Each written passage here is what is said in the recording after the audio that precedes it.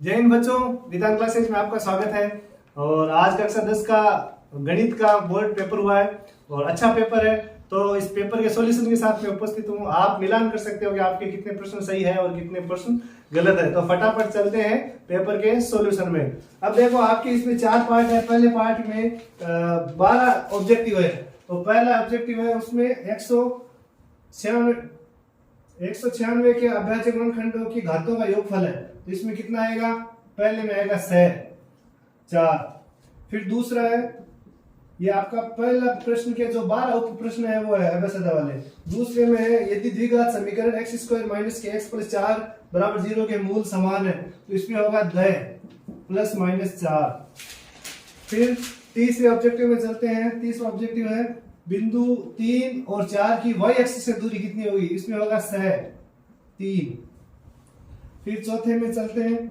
चौथा प्रश्न है, इसको 3x + 2y = 11 को संतुष्ट करने वाले युग्म है। इसमें होगा 1 और 4।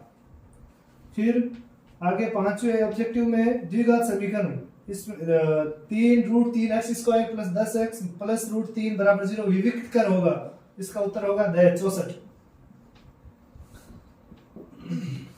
छठा प्रश्न है, यदि 18, a b - 3 समांतर श्रेणी a + b का योग, a + b का मान कितना होगा? इसमें होगा 15। फिर सातवां है आपके, इसमें 3 sec 45 cos 45 का मान कितना होगा? तो इसमें होगा 3। फिर 8वें में चलते हैं। ज्यादा समय नहीं लूंगा, आपका सीधा सीधा प्रश्न बता रहा हूं मैं। 8वें में है, वृत्त की वह जीवा जिसकी लंबाई वृत्त की त्रिज्या से दोगुनी क्या कहलाती है? तो व्यास। वह है व्यास। आगे चलता हूं मैं 9वें प्रश्न में। 9वें प्रश्न में वृत्त की त्रिज्या 3.5 सेमी है, तो परिधि होगी तो वह 22 सेमी। फिर 10वें में घन का संपूर्ण पृष्ठ क्षेत्रफल 486 वर्ग सेमी है। तो पहले इसका भुजा ज्ञात करेंगे, तो इसमें आएगी 9 सेमी। इसका उत्तर होगा 9 सेमी। फिर 11वें में चलते हैं।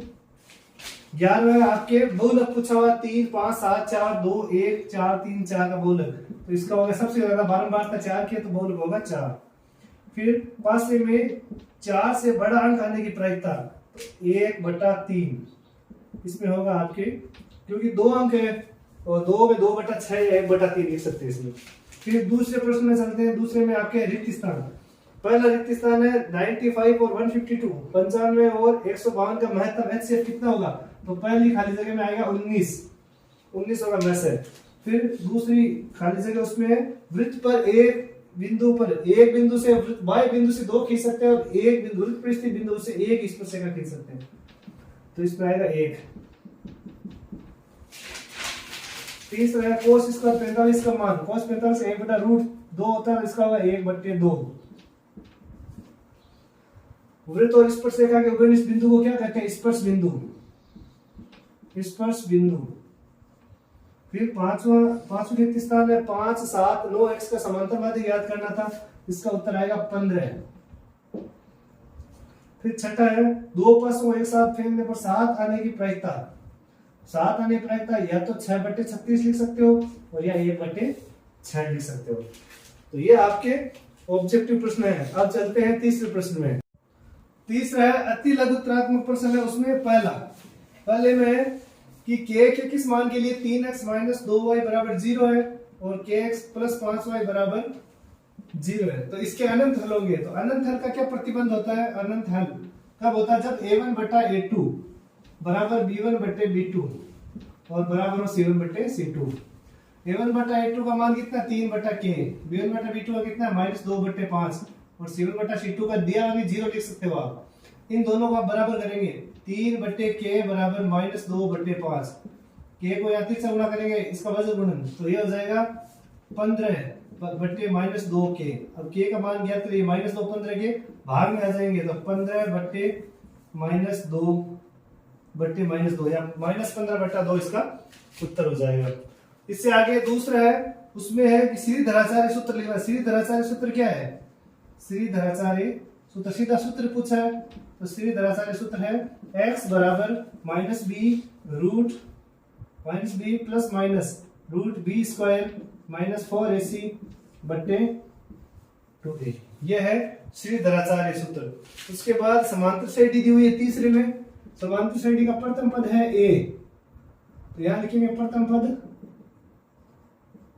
a, समांतर है d। अब इसका 500 पद n बराबर 500 पद ज्ञात करना, तो a n बराबर ये nवें पद का सूत्र लगाएंगे a plus n minus 1 into D. तो a n बराबर a दिया हुआ नहीं है, n 5 minus 1 into D, D का भी मान नहीं दिया हुआ है, तो a n बराबर आएगा a प्लस 4d। ये आ जाएगा आपके उत्तर। अब इससे आगे चलते हैं और इसमें समरूप आकृतियों को परिभाषित कीजिए। समरूप आकृतियां क्या होती है? वे आकृतियां जिनकी वो समान होती है दिखने में, लेकिन उनका आमाप अलग अलग होता है। या हम ये कह सकते हैं कि ऐसी आकृतियां जिनके संगत कोण समान और संगत भुजाएं समानुपाती होती है, तो वे आकृतियां जिनके संगत कोण समान व संगत भुजाएं समानुपाती होती है। लेकिन इससे ज्यादा इसकी जो परिभाषा सही है वो यही है कि समान आकृतियां हो और उनका आमाप अलग अलग हो, वो क्योंकि इसमें वृत्त भी हो सकता है समरूप आकृतियों में, तो वृत्त में ये नहीं लागू होता है कि संगत कोण समान है, तो आप वो ज्यादा बेटर रहेगी इसमें। और पांचवा है इसका 2 tan 30 डिग्री बट्टे 1 माइनस tan स्क्वायर 30 डिग्री। तो 2 इंटू tan 30 का मान 1 बट्टे रूट 3 और 1 माइनस 1 बट्टे रूट 3 का स्क्वायर, तो ये आ गया 2 बट्टे रूट 3 और ये आ गया 1 माइनस 1 बट्टे 3। तो 2 बट्टे रूट 3 भाग आ गया 3 माइनस 1 2 बट्टे रूट 3 भाग 2 बट्टे 3। इसको गुणा में बदलेंगे तो 2 बट्टे रूट 3 और 3 बट्टे 2, 2 से 2 कट गए तो 3 बट्टे रूट 3 ये भी कर सकते हो, या इसका परिमेयकरण करेंगे तब रूट 3 से ऊपर नीचे गुणा करेंगे 3 रूट 3 बट्टे 3 से 3 कट गया तो रूट 3 इसका उत्तर होगा। तो आप यहां तक भी कर सकते हो और ये भी उत्तर आ सकता है। अब है छठा सवाल इसका। अब देखो छठा प्रश्न है इसका, root 1 minus cos square theta और थीटा बराबर 60 डिग्री है। तो यहाँ हम क्या करेंगे, सबसे पहले root 1 minus cos square theta का आप सूत्र लगा दो। क्या होता है सूत्र? Sine square theta. तो इसकी जगह आएगा रूट साइन स्क्वायर थीटा। इसको रूट से बाहर निकालेंगे तो होगा साइन थीटा, और साइन थीटा का मान कितना? 60 डिग्री। तो 60 का मान होता है रूट 3/2। एक तो तरीका ये है, और एक इसमें सीधा मान रख के भी आप निकाल सकते हो। इससे आगे एक 10 मीटर ऊंचे मीनार के शिखर से एक बिंदु का अनुमान कोण 30 डिग्री है। ये देखो मीनार और इसके बिंदु यहाँ होगा 30 डिग्री, तो यहाँ 30 है तो यहाँ भी कितना होगा? 30 डिग्री होगा। तो ए बी और सी। अब ये मीनार की ऊंचाई 10 मीटर है और ये x पूछी, ये x मान लेंगे दूरी, तो इसमें क्या लगाएंगे? शॉर्ट में बता रहा हूं मैं, tan 30 डिग्री बराबर लंब बटे आधार, tan 30 डिग्री बराबर 10 बटे x। tan 30 का मान होता है 1 बटा रूट 3 बराबर 10 बटे x। 30 से गुणा करेंगे तो x बराबर आएगा 10 रूट 3 मीटर। ये इसकी आधार से दूरी आ जाएगी। इससे आगे एक छड़ की लंबाई और छाया का अनुपात 1:√3 है। छड़ की छाया और लंबाई, इन दोनों अनुपात कितना है? 1√3। अब यहाँ आप x लिख सकते हो, 1 को इससे x और ये हो जाएगा √3x। यहाँ चित्र बनाएंगे। अब इसकी ये तो छड़ की लंबाई, इसको तो मान लो x मीटर, ये x है, और छाया की लंबाई, छाया नीचे बनेगी √3x। तो a b c यह हो गया थीटा। थीटा कोण ज्ञात करना है तो यह लिखेंगे tan थीटा बराबर x बटे √3x। x से x कट गया, tan थीटा बराबर ये आया a बटे √3। अब tan थीटा बराबर ये कितने का मान है? tan 30 का मान है, तो थीटा बराबर क्या आ जाएगा आपके? 30 डिग्री आ जाएगा। थीटा का मान आ गया 30 डिग्री। इससे आगे देखो 9वां सवाल है, वो है 3 सेमी त्रिज्या का एक वृत्त बनाइए। हाँ, अब क्या करना है, एक देखो आपको 3 सेमी त्रिज्या, 3 प्रकार को 3 सेमी खोलना है और ये ऐसे वृत्त बनाना है। अब केंद्र से 5 सेमी दूर लेना है इसको, यानी ये 3 तो ये हो गया, इससे आगे 2 सेमी, ये ओ मान लो, ये ए। अब ए से इस पर रेखा खींचनी है। अब इसका समद्वि विभाजन करेंगे तो ये आ गया आपके। अब यहां प्रकार रख के एक वृत्त बनाएंगे, ऐसा बनेगा। अब बाहर वाले बिंदु से जहां दोनों वृत्त आपस में काट रहे हैं वहां मिलाएंगे, तो ये होगी स्पर्श रेखाएं। प्रकार और पेंसिल का यूज करना था, यहाँ डॉटेड लाइन से इसको मिलाएंगे। अब स्पर्श रेखा लंबाई पूछे तो ये तो होगी 5 और ये होगी 4। नाप के लिए स्केल से नापोगे तो आपके आएगी 3 सेमी आएगी ये, तो सॉरी ये 3 है। और पाइथागोरस प्रमेय से चेक करेंगे तो 25 का स्क्वायर और 5 का स्क्वायर माइनस 3 का स्क्वायर, तो 5 का 25, 3 का 9 और ये कितने 16 वर्गमूल कितना आ गया 4 सेमी।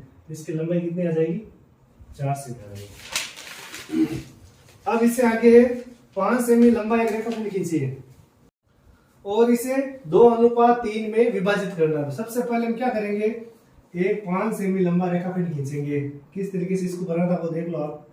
ये ए और ए बी खींच दिया, कितने सेमी का 5 सेमी का। अब यहाँ नीचे न्यून कोण बनाते हुए एक रेखा खींचनी है और इसको 2:3 में विभाजित करना है। इसका मतलब 2 + 3 बराबर कितने चाप हो गए 5 चाप काटने इसके। तो ये यहाँ रख के पहला, दूसरा समान लंबाई, तीसरा, चौथा, पांचवा। तो यह A1, A2, A3, A4 और A5, 5 चाप काट दिए। अब क्या करना है आपको, पहले यहाँ अंतिम बी बिंदु से 5वें चाप को मिलाना है।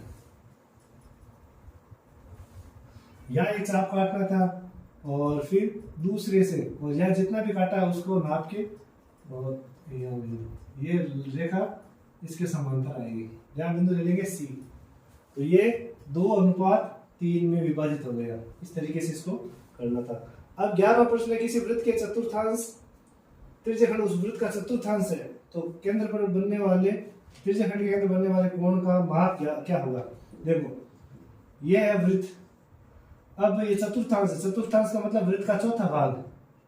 अब यहाँ कोण पूछा कितना होगा, तो वृत्त का जो ये कोण होता है वो कितने डिग्री का 360 का, और कितने टुकड़े किए 4। तो प्रत्येक चतुर्थांश से जो त्रिज्यखंड बनता है उसके केंद्र का कोण कितना होगा 90 डिग्री का होगा। फिर 12वां प्रश्न है, अच्छी तरीके से फेंटी गई 52 पत्तों की गड्डी में पत्ता निकाला जाता है, उस दहल आने की प्रायिकता ज्ञात कीजिए। अब देखो दहले कितने होते हैं ताश में, दहले मतलब तो 10 लिखा हुआ होता है, 4 होते हैं। टोटल कुल कितने पत्ते होते हैं 52। तो उत्तर क्या होगा, दहल आने के P10 बराबर 4/52, 4 एकम 4 13, 1/13 आएगा। तो ये आपके एक खंड कंप्लीट हो गया। अब चलेंगे खंड ब में। अब चलते हैं खंड ब में। खंड ब में पहला सवाल है, जो चौथा सवाल है वो खंड ब का पहला और वैसे चौथा सवाल है। 13/125 का दशमलव प्रसार ज्ञात करना था। तो 13 और इसमें 2 × 5 के रूप में लिखेंगे, 125 का 5 की घात 3। तो इसको हम ऐसे लिख सकते हैं 13 2 की घात 0 5 की घात 3। अब यहाँ ये दशमलव प्रसार शांत है। अब क्या करेंगे कि 13 दोनों घातें बराबर करेंगे प्रसार करने के लिए। तो 2 की घात 3 से ऊपर गुणा करेंगे, 2 की घात 3 से नीचे गुणा करेंगे। तो 13 और 2 की घात 3 कितने हो गए 8, और यहाँ गुणा में घातें जुड़ती है तो 2 की घात 0 2 की घात 3 तो 3 हो गए, और 5 की घात 3। 13 और 8 को गुणा किया 104, और ये दोनों घातें समान है तो 2 × 5 की घात 3, तो 104/10 की घात 3। अब 10 की घात 3 का मतलब कितना हो गया 104/1000, 1000 यानी 3 संख्या छोड़ के पॉइंट लगाना, तो 401.0, तो 0.104 इसका दशमलव प्रसार होगा। फिर इससे आगे है 5वां प्रश्न, x² - x - 6, इसके शून्य ज्ञात करने। तो गुणा, ऐसी दो संख्या सोचनी है हमें जो गुणा करे तो 6 आए, जोड़ा घटाए तो 1 आए, तो 3 और 2 होगा। तो x² - 3x + 2x - 6 0। पहले दो में से कॉमन लेंगे, तो x - 3 + 2x - 3 बराबर 0। तो x - 3 पूरे में से कॉमन आ गया और x + 2 रह गया।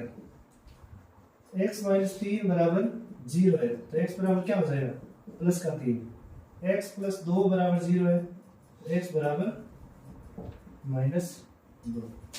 x माइनस 3, ये आपने 2 शून्य आगे 3 और 2, ये इससे आगे चलते हैं। इसका जो छठा प्रश्न है, 4x² द्विघात समीकरण है 12x माइनस 9, इसके मूलों की प्रकृति ज्ञात करनी है। तो कैसे करेंगे, a बराबर 4 ले लिया, b बराबर माइनस 12 आ गए, c बराबर माइनस 9 हो गया। अब d बराबर b² माइनस 4ac, इसमें मान रखेंगे, तो ये माइनस 12 का स्क्वायर 4 गुणा 4 गुणा माइनस 9, अब इनको गुणा करेंगे तो ये तो हो गए 144 और ये हो गए 144, ये भी 144 हो गए, तो कितने हो गए 288, ये आपके हो गए 288। तो इसका मान b² माइनस 4ac का मान कितना आया, 0 से बड़ा है, तो मूल वास्तविक व पृथक पृथक होंगे।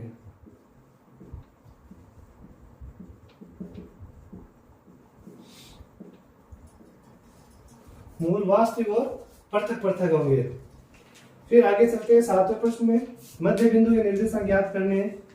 तो मध्य बिंदु देखो a बराबर 0 0 ले लो, और यहाँ b बराबर -5 और -3, ये x1 हो गया, ये y1 हो गया, y1 और ये x2 हो गया, और ये y2। x बराबर x1 प्लस x2 बटे 2, तो 0 प्लस x2 कितना हो गया 5 बटे 2, और ये हो गया 5 बटे 2, और y बराबर y1 प्लस y2 बटे 2, 0 -3, 0 प्लस -3 बटे 2, 0 -3 बटे 2 बराबर -3 बटे 2। तो ये तो x का मान आ गया, और ये आ गया आपके y का मान। अब देखो इसका 8वां सवाल है, ये बढ़िया सवाल था सबसे। ये समतल जमीन पर खड़ी मीनार की छाया 40 मीटर अधिक लंबी हो जाती है। तो ये देखो, ये है मीनार, सूर्य का उन्नतांश कोण, अब ये कोण है जो 60 डिग्री से घटकर 30 डिग्री हो जाता है, ये 60 डिग्री है, आगे जब चलेंगे कोण कम होगा 30 डिग्री। अब ये मीनार की ऊंचाई हमने मान ली h मीटर, यहाँ a b c और d, ये है, इसको मान लिया x मीटर, और ये 40 मीटर। सीधा बताऊंगा, ज्यादा नहीं लिखूंगा। त्रिभुज, पहले छोटा त्रिभुज है, त्रिभुज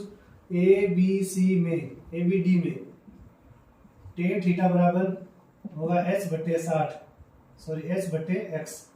tan कितने डिग्री है 60 डिग्री, tan 60 बराबर h बटे x, इसका मान होगा √3 बराबर h बटे x, फिर से गुणा किया तो h बराबर आया √3x। ये हो गया आपका समीकरण 1। अब दूसरे बड़े त्रिभुज में चलेंगे, त्रिभुज ABC में tan 30 डिग्री, यहाँ 30 है, सॉरी 30 डिग्री बराबर h बटे x प्लस 40। tan 30 का मान कितना है 1 बटे √3 बराबर h बटे x प्लस 40, ये ऊपर गया और ये इधर गुणा हुआ, तो यहाँ आएंगे x प्लस 40 बराबर √3h, समीकरण 2। अब यहाँ से समीकरण 1 से यहाँ मान रखेंगे, समीकरण 1 से h का मान रखने पर, तो x प्लस 40 बराबर √3 गुणा √3x, ये हो गया x प्लस 40 बराबर 3x, 3x उधर जाएंगे तो 40 बराबर आ जाएंगे आपके 3x माइनस x, तो 40 बराबर 2x, और x बराबर 40 बटे 2 बराबर 20 मीटर। अब मीनार की ऊंचाई ज्ञात करनी है, तो x का मान है 20, तो यहाँ रखेंगे समीकरण 1 में, तो x का मान समीकरण 1 में रखने पर, तो h बराबर √3 गुणा 20, तो 20 √3 मीटर, ये आपके मीनार की ऊंचाई आ गई। अब चलते हैं 9वें सवाल में। 9वें सवाल में क्या है, एक आपको सबसे पहले एक 6 सेमी का रेखाखंड खींचना था, यहाँ से समबाहु त्रिभुज, ये भी 6 सेमी और यहाँ से भी 6 सेमी का चाप काटना, ये बन गया आपके समबाहु त्रिभुज, ये भी 6 सेमी और ये भी 6 सेमी। अब यहाँ से त्रिभुज ABC, ये A है, ये B है और ये C, यहाँ से एक न्यून कोण बनाती है रेखा, उस पे 3 चाप, अब 2/3 है, इसका मतलब अंतिम चाप से इसको मिलाना था, अंतिम चाप सी को अंतिम चाप से मिलाना है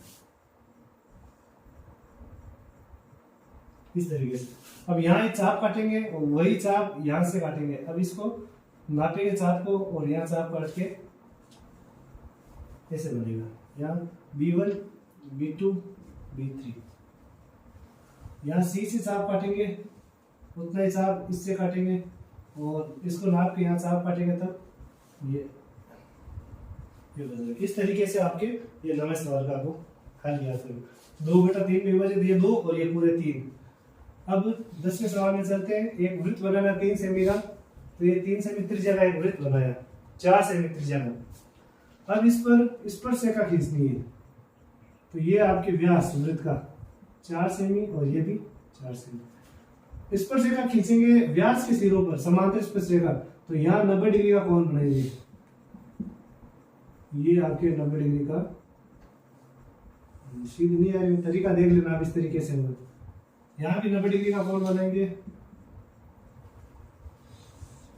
इस तरीके से इस सवाल को आपको करना था। यह है आपके चित्र वाला सवाल। अब देखो खंड ब का 11वां प्रश्न है। दो समरूप त्रिभुज क्षेत्रफल बराबर हो तो सिद्ध कीजिए वह सर्वाक्षर हो गया। देखो सीधा बता रहा हूं मैं, ये दो त्रिभुज आप ले लो ए बी और ये ले लिया ए बी सी और ये ले लिया डी ई एफ। अब क्या करना है, ये समरूप है, ये दिया हुआ है ए बी सी समरूप त्रिभुज डी ई एफ के। तो कोण ए बराबर होगा कोण डी के, कोण बी बराबर होगा कोण ई के और कोण सी बराबर होगा कोण एफ के। और संगत भुजा समानुपाती होगी ए बी बटे डी ई, बी सी बटे ई एफ, ए सी बटे डी एफ। ये समानुपाती होगी। अब क्या करना है कि अब देखो ये दिया हुआ है इसका क्षेत्रफल ए आर ए बी सी का क्षेत्रफल ए आर डी ई एफ के बराबर होगा। तो ये इसके नीचे आ जाएगा, तो ए आर ए बी सी बटे ए आर डी ई एफ बराबर 1 हो जाएगा। अब एक वो एक प्रमेय है कि समरूप त्रिभुजों की संगत समरूप त्रिभुजों के क्षेत्रफल अनुपात उनके संगत भुजाओं के अनुपात के वर्ग के बराबर होता है। A R A B C A R D F और बराबर क्या होगा ए सी बटे सॉरी ए बी बटे बी ई इसका होल स्क्वायर। तो ए आर ए बी सी और ए आर डी एफ बराबर ये हो जाएगा ए बी स्क्वायर बटे डी स्क्वायर। अब देखो यहाँ क्या लिखा हुआ है, इनका क्षेत्रफल 1 के बराबर है, तो यहाँ लिख देंगे 1 ए बी स्क्वायर बराबर डी स्क्वायर। तो डी स्क्वायर यहाँ आ जाएगा बराबर ए बी स्क्वायर। तो डी बराबर होगा ए बी और डी बराबर है, इसी प्रकार तीनों बराबर हो जाएंगे। इसी प्रकार ए बी बराबर डी बी सी बराबर ई एफ और ए सी बराबर डी एफ। तो ये तीनों बराबर है, तो एस एस एस नियम से क्या हो जाएगा, त्रिभुज एबीसी समरूप हो जाएगा त्रिभुज डी ई एफ के। ये आपके इसका कंप्लीट उत्तर हो जाएगा। अब चलते हैं अगले प्रश्न। अब 12वां प्रश्न है, वृत्त की त्रिज्या 7 सेमी, थीटा है 60 डिग्री, वृत्त के केंद्र अंतरित कोण और ये ज्ञात करना है हमें त्रिज्यखंड का क्षेत्रफल। तो त्रिज्यखंड का क्षेत्रफल क्या होगा, पाई आर स्क्वायर थीटा बटे 360। पाई का मान 22/7 गुणा 7 गुणा 7 बटे 60 इंटू 360। 7 से 7 कट गया, 0 से 0 और 6 का भाग गया 6 बार, यहाँ 3 बार और यहाँ 11 बार, तो 77 बटे 3। तो 2 बार गया 6, 17 हो गए 15, 25.67 सेमी स्क्वायर। अब चलते हैं अगले प्रश्न में। 13वें प्रश्न में 13वां प्रश्न क्या है, शंकु के चिन्ह की तिर्यक ऊंचाई। शंकु सीधा करता हूँ, L बराबर है 4 सेमी और 2 वर्ती सिरे होते हैं। पहले वर्ती सिरे की परिधि 2 पाई r1 बराबर 18। r1 बराबर 18 बटे 2 पाई, 2 का भाग गया 9 बार, तो 9 बटे पाई आ गया। और 2 पाई r2 बराबर दिया हुआ है 6, तो इसमें r2 बराबर आ जाएगा 6 बटे 2 पाई। तो इसमें हो जाएगा 3/पाई। अब चिन्ह का वक्र पृष्ठीय क्षेत्रफल लगाना। वक्र पृष्ठीय क्या होगा? चिन्ह का वक्र पृष्ठीय क्षेत्रफल, वक्र पृष्ठीय क्षेत्रफल क्या होगा? Pi L r1 plus r2। पाई को पाई रखना है और एल का मान हो गया 4, r1 का 9/पाई प्लस 3/पाई, तो ये होगा पाई गुणा 4। इसका लघुत्तम लेंगे तो होगा 12/पाई। पाई से पाई कट गया, 548 सेमी स्क्वायर ये होगा। अब देखो अगला प्रश्न है 14वां प्रश्न है। घन का आयतन दिया हुआ है, घन का आयतन बराबर 64, तो ये होगा भुजा क्यूब बराबर हो गया 64, तो भुजा बराबर रूट 64 कितना होगा? 4। अब दो घनों को मिला रहे हैं इस तरीके से। जब घनों मिलाते हैं तो लंबाई बढ़ती है, तो लंबाई कितनी हो जाएगी? 4 और 4 8 सेमी। चौड़ाई कितनी हो जाएगी? 4 सेमी। ऊंचाई कितनी हो जाएगी? 4 सेमी। अब पृष्ठीय क्षेत्रफल लगाना, तो संपूर्ण पृष्ठीय क्षेत्रफल 2 कोष्ठक लंबाई इंटू चौड़ाई प्लस चौड़ाई इंटू ऊंचाई प्लस ऊंचाई इंटू लंबाई, ये सूत्र लगेगा। 2 गुणा ये होगा 32, 4 चौक 16, 8 चौक 32, 2 गुणा 6 और 4 हो गए 10 और 3 4 3 7, 140 सेमी स्क्वायर। सॉरी 6 और 4 10, 3 4 5 3 8 हो गए और ये आ गया आपकी 160 सेमी स्क्वायर। अब 15 प्रश्न है, उसमें x दिया हुआ है, f दिया हुआ है। x का मान है 1 2 3 4 5 और 6, f का मान है 2 4 5 4 2 2। अब हमें fx ज्ञात करना है। इनको गुणा करेंगे तो 2 8 5 3 15 16 10 और 12, यहाँ सिग्मा f और यहाँ होगा सिग्मा fx। इसका मान ये कितना होगा? योग 5 और 4 9 11 15 19 और ये हो जाएगा 8 10 5 15 20 21 और ये हो गया 63। समांतर माध्य कितना होगा? सिग्मा fx बटा सिग्मा f 63/19। तो इसमें कितना उत्तर आ जाएगा? 3 दशमलव और 2, आगे कुछ भी है 3 से आगे जितने भी आपके हैं वो सही होगा। फिर अगले में चलते हैं 6ठे प्रश्न में। इसमें लाल कंचे कितने? 8, सफेद कितने? 5, हरे कितने? 2, टोटल कितने हो गए? 8 5 13 और 2 15। अब इसमें एक लाल है, लाल है इसका मतलब क्या हुआ? 8/15 और हरा नहीं है, हरा नहीं है इसका मतलब ये दोनों होंगे लाल और सफेद, तो 13/15। ये हो गया आपके खंड ब। अब चलते हैं खंड 6 में। 6 में आपके पहला प्रश्न है 6 प्रथम 40 धनात्मक पूर्णांक को ज्ञात करो 6 से विभाजित। तो 6 से विभाजित 6 12 18 और कितने 40, तो a बराबर होगा 6, b बराबर 12 माइनस 6 बराबर 6 और n बराबर 40। अब इसका ज्ञात करना है योग। Sn बराबर n/2 कोष्ठक 2a plus n minus 1 into D, तो n/2 40/2 कोष्ठक 2 गुणा 6 प्लस 40 माइनस 1 इंटू डी का मान है 6, ये हो गया 20 12 39 इंटू 6, 20 गुणा कोष्ठक 12 और इसको गुणा करेंगे 54 18 19 20 234, 20 इनको जोड़ेंगे तो 6 4 246, 246 को 20 से गुणा करेंगे 0 12 9 2 एकम 2 0 6 2 12 4 2 8 9 2 एकम 4 2 2 4। ये होंगे आपके इसके उत्तर। अब चलते हैं 18वें प्रश्न में। 18वां प्रश्न है, उसमें त्रिभुज का क्षेत्रफल ज्ञात करना। ये सूत्र लगाना आपको 1/2 x1 y2 minus y3 plus y x2 y3 minus y1 plus x3 y1 minus y2, ये अब जो मान दिए हुए निर्देशांक, ये ए बराबर 2 3, बी के निर्देशांक -1 0 और सी के निर्देशांक 2 और -4, 1/2 ये x1 y1 x2 y2 x3 y3, इसे मान रखेंगे तो 2 y2 - y3 0 -4 x2 -1 y3 - y1 -4 -3 plus x3 2 y1 - y2 3 -0, 1/2 2 गुणा 4 हो जाएंगे, तो -1 गुणा -7 और ये हो जाएंगे 2 गुणा 3, ये 2 1/2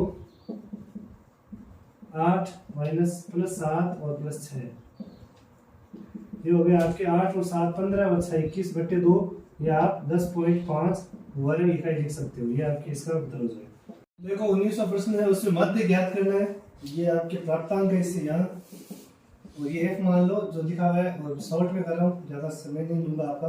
0 से 10, 10 से 20, 20 से 30, 30 से 40, 40 से 50, यहाँ है 4 28 42 20 और 6, 4 28 और 4 32, 32 और ये हो गया आपके 74, ये 94 और ये हो गया 100। ये n बराबर योग हो गया 100, n/2 100/2 बराबर 50 से ठीक बड़ी CF कौन सी है 74 है, तो यहाँ से मान लेंगे और सीधा सूत्र में रखता हूँ मैं, ये हो जाएगा आपके CF में मान माध्य का सूत्र क्या होगा, L + n/2 - C बटे F × H, M 20 n/2, n/2 का मान कितना आया था 50, C ये लेना है आपको, CF हो या C हो एक ही बात है, या CF भी लिखा आ सकता है उसी में। तो यहाँ आगा 32 और बटे F का मान 42 इंटू अंतराल कितने का 10 10 का, तो 20 और ये हो गया आपके 18/42 10, यहाँ 2 का भाग दिया 9 बार और यहाँ दिया 21 बार, 3 का दिया 3 बार और 3 का भाग दिया 7 बार, तो 20 + 30/7, 20 + 7 का भाग दिया 7, 28 14 और इसका मतलब 24.28 के समथिंग इसका आपके उत्तर आएगा मध्य का। अगला प्रश्न है, ये आपके उदाहरण में प्रश्नावली 10 का जो 10.2 से पहले उदाहरण है, प्रश्नावली से जस्ट पहले सेकंड नंबर है, वो उदाहरण है। इस तरीके से चित्र आपके ये यहाँ से स्पर्शरेखा खींची हुई है 2, और ये दोनों को स्पर्श बिंदु मिलाया हुआ है, और यहाँ इस तरीके से ये कोण दिया हुआ है। अब इसका मतलब ये दोनों स्पर्शरेखा बराबर है तो समद्विबाहु त्रिभुज हो जाएगा। तो इस तरीके से आपको इसको सिद्ध करना है, PTQ = 2 कोण OPQ। ये आप अपनी बुक में जो दिया हुआ है सीधा दिया हुआ, उसमें आप देख सकते हो कि आपको कितना सही और कितना गलत है। अब चलते हैं खंड द में। अब देखो ये 21वां ग्राफ का प्रश्न है। ग्राफ में जो पहला हाथों में 2 दिए हुए, पहला प्रश्न है वो ये x + y = 14, x = y उधर गया 14 - y, फिर 1 रखा 2 रखा 3 रखा, तो 1 रखा तो 13 मान आया, 2 रखा तो 12 और 3 रखा तो 11 मान आया। और इसमें दूसरा x - y = 4, तो x = 4 + y, और यहाँ y की जगह मान रखे तो 1 = 5 2 6 और 3 7। अब देखो ये ग्राफ कितने में मिलेगा, जब ग्राफ पेपर में आपको मिलाया होगा आपने, तो x = 9 पे मिलेंगे और y = 5 पे।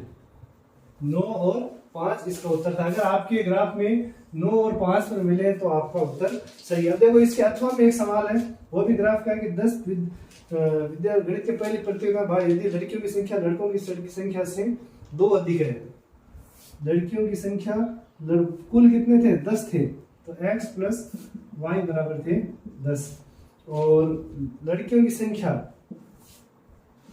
और लड़कों की संख्या से 2 अधिक है, तो ये 2, तो x - y बराबर हो गए 2। तो ये वाला अगर आपने ये ग्राफ किया दूसरा वाला, तो ये आपके कितने पे मिलेगा, x बराबर मिलेंगे 6 पर और y मिलेंगे 4 पर।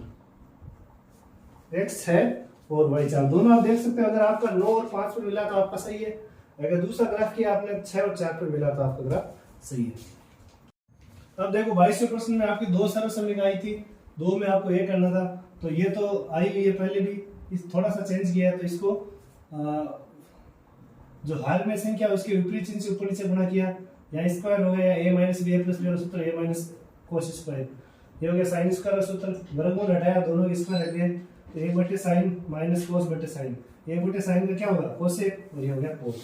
और दूसरा वाला ये था साइन a प्लस कोसेक का whole square plus cos a plus sec का होल स्क्वायर, इसका स्क्वायर किया a square plus b square plus 2ab होगा, sine square plus cosec square plus 2 sine cosec, और इसका किया cos square a plus sec square plus 2 cos sec है, sine को और कोस को सर्व समीकरण दोनों को नजदीक कर दिया, कोसेक का 1 प्लस कोट स्क्वायर हो गया साइन, और ये कोसेक का 1 बटा साइन हो गया, ये सेक का 1 प्लस टेन हो गया, और ये दोनों कोस a और a बटा कोस a, इसका मान 1 ये लिख दिया, इसका मान हो गया 2, और फिर 1 टेन स्क्वायर और ये 2, यहाँ कितना है 2, तो कितने हो गए, सॉरी 2 3 4 5 और 7, तो 7 प्लस टेन स्क्वायर है प्लस कोट स्क्वायर है, ये आपके सर्व समीकरण। अब आपका अंतिम प्रश्न, अब देखो इसका अंतिम प्रश्न था वो एक बहुलक था और मध्य था, ये बहुलक वाला प्रश्न है, ये सूत्र लिखना है, और इसको जैसे भी हल किया इसके आंसर आए 48.51, ये बहुलक के आंसर है। और इसको भी मैंने हल किया आपके लिए, ये मध्य वाला समांतर मध्य वाला प्रत्यक्ष विधि से हल किया, तो इसका सिग्मा एफ एक्स का होगा 1860, सिग्मा एफ का मान 40, और सिग्मा एफ छोटा सिग्मा एफ लगाया तो 46.5। तो ये आपके पेपर का मैंने पूरा हल करवाया है, कोशिश की है, और आगे अब संस्कृत का पेपर बाकी है, तो अच्छी मेहनत करें संस्कृत में भी, ताकि आपके संस्कृत एक ऐसा सब्जेक्ट है जिसमें आपके अच्छे नंबर आ सकते हैं, तो मेहनत करें। और अब ये अंतिम पड़ाव है, अंतिम पड़ाव आपको अच्छी तरीके से पार करना है ताकि आपका अच्छा रिजल्ट आए। धन्यवाद।